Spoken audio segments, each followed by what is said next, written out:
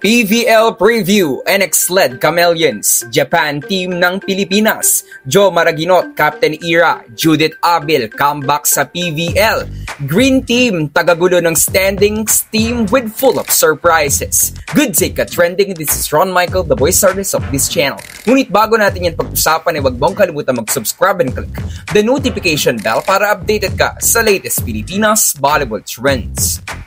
Ang NX-led Chameleons ang isa sa mga pinakabagong teams ng PBL na magkakaroon ng kanilang debut sa pagsisimula ng liga sa October 15.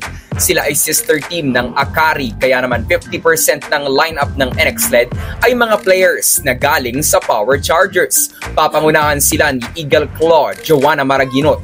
Sa pagtalo niya sa NX-led, dadami ang court time ni Maraginot na ikinasasabik ng kanyang mga supporters. Madami ang nag-aabang at umaasang magbabalik sa dati niyang form si Jo, lalo pat nasa ilalim siya ng kanilang Japanese coach Taka Minowa.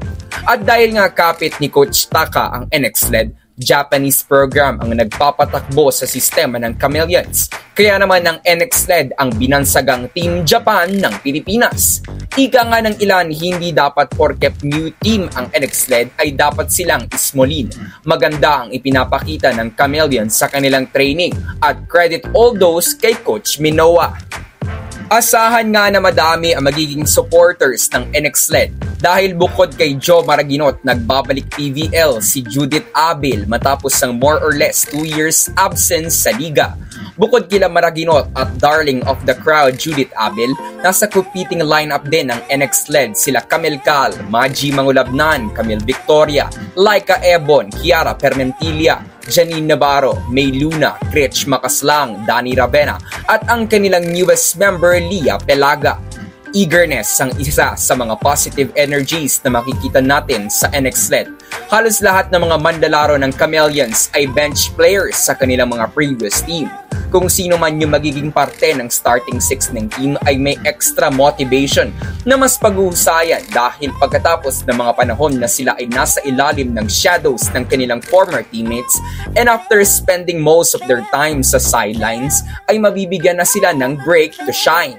Yung mga 7th man lang kung ituring ay magkakaroon na ng spotlight sa starting unit ng team.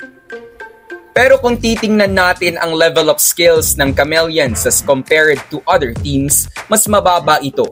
Wala silang star or go-to player na masasabing kakana ng madaming puntos kaya naman maaaring di gaanong kataasan ang efficiency ng kanilang atake. Pero gaya ng ating pagkakakilanlan sa Japan system of volleyball and the fact na kapit sila ni Coach Taka, depensa ang maaaring ibida ng NX-led. Sa mga pagkakataong mananalo ang NX-led, maaaring hindi malayo ang disparity ng scores nila sa kanilang kalaban. Maaaring may mga games din na mananalo na sana ang Chameleons, pero matatalo pa sila dahil kulang sila sa mga manlalarong matatawag nating clutch at maaasahan sa mga pukpukan, lalo na kapag top contenders ng liga ang kanilang makakaharap. Subalit uulitin ko, new team ang NX-led.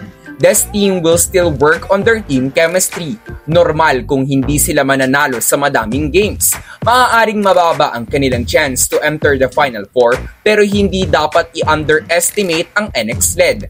Kagaya ng ating narinig, maganda ang sistema ni Coach Taka. Kapag nagkasabay-sabay ang magandang game ng Chameleons, pwedeng sila ang tagagulo ng team standings. Sila ang masasabi nating koponan na magdadala ng madaming sorpresa sa torneo. So that's it for today's video ka trending. Do not forget to subscribe and click the notification bell para updated ka sa latest ganap ng women's volleyball ng Pinas. Thanks for watching. Bye for now!